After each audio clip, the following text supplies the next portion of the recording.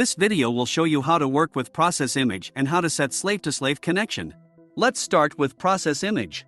Go to the process image tab. Here you can see all output and input signals. In the main menu, select Tools and click Process Image Viewer. You can observe inputs and outputs together or separately.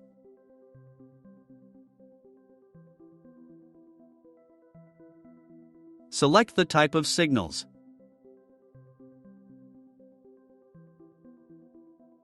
Select the location in the memory by clicking the cells.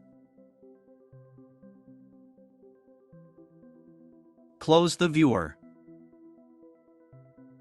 To overview only targeted signals, add them to watch. Right-click the signal and select Add to Watch. At the bottom appears the watch viewer with the added signals. Set S2S connection between the slaves. In the main menu, select Tools and select S2S Communication Editor. Switch to Table View. Here is a grid where rows are inputs and columns are outputs. Select corresponding checkbox to establish connection between required slaves. We connected output slave 2 and input slave 6, which were added to the watch viewer.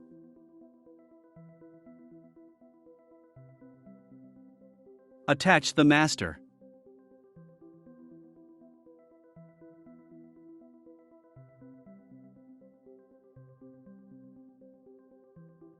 Switch to operational state.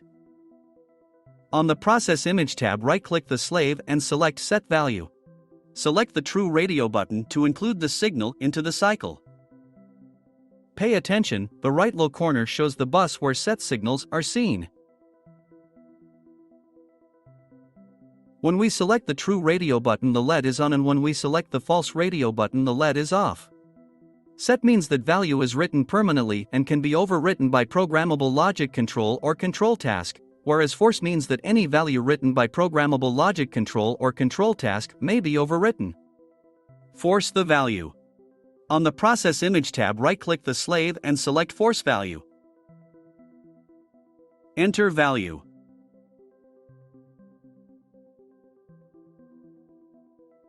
Observe the changes in the watch viewer.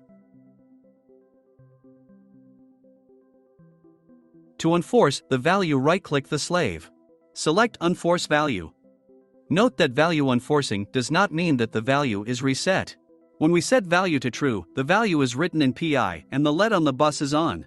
And when we unforce the value, it is not reset to false and the LED is still on. In the input area, right-click the slave and select Get Snapshot to get a snapshot diagram with simulated signals on input. Enter sampling parameters.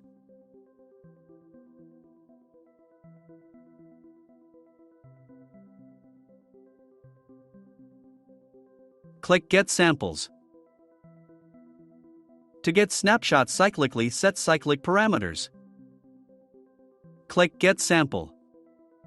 Here is represented the analog signal. As analog signal is inaccurate, we see noises.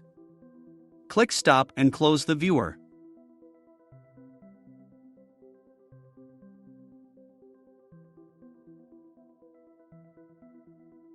Detach the master.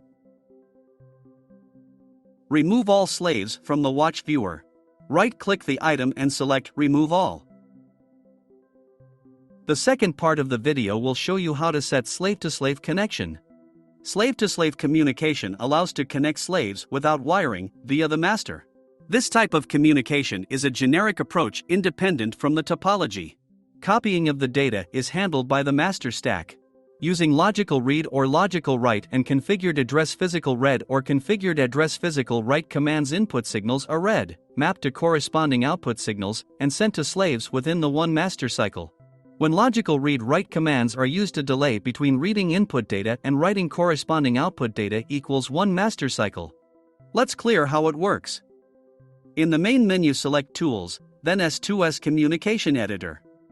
Select an output PDO or PDO entry and drag and drop it to the input one. The connection is set, and you can see it in the area below. Pay attention that only enabled input PDOs or PDO entries fit selected output one. Click OK. Select the Process Image tab. Add the connected signals to watch.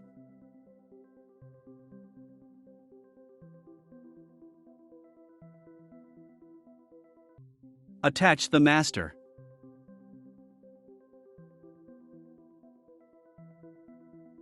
Switch the master to the operational state. Go to the Process Image tab. Select the slave, right-click and select Force Value. Enter the value. Click OK. New connected signals can be observed in the watch viewer.